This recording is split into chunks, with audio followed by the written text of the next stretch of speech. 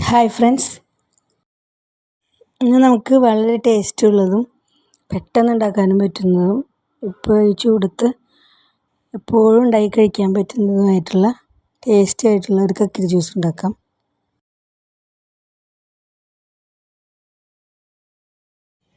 കക്കിരി പൊളിച്ചെടുത്തതിന് ശേഷം അതിൻ്റെ തൊണ്ടൊക്കെ കളഞ്ഞിട്ട് നമുക്കതൊരു പാത്രത്തിലേക്ക് ഇട്ടിട്ട് ഇതുപോലെ ഒരു തവി കൊണ്ടോ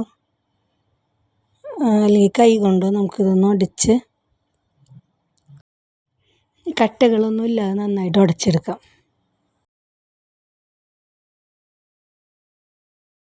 നന്നായിട്ട് ഉടഞ്ഞു വരുമ്പോൾ നമുക്കതിലേക്ക് ഒരു കപ്പ് വെള്ളം ഒഴിച്ചു കൊടുക്കാം.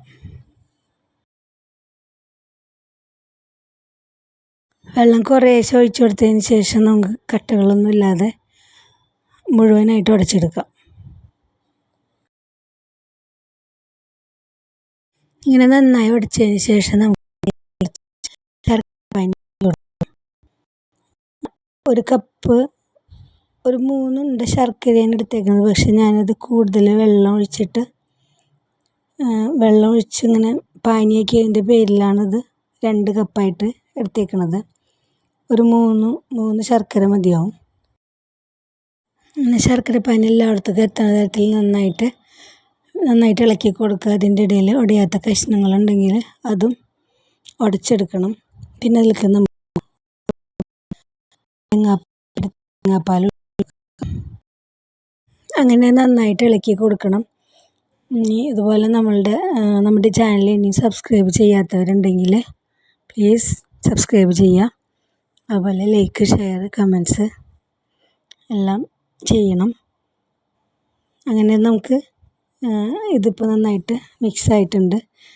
ഇത് നമുക്ക് ഒരു സെർവിങ് ഗ്ലാസ്സിലേക്ക് ഒഴിച്ചു കൊടുക്കാം.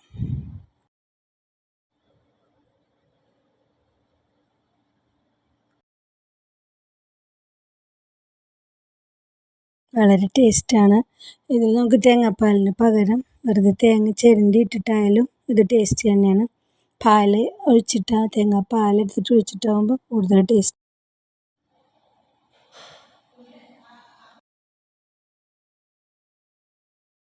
ഇനി അതിൽ നമുക്ക് ക്യൂബ് വളരെ ടേസ്റ്റി ആണത്.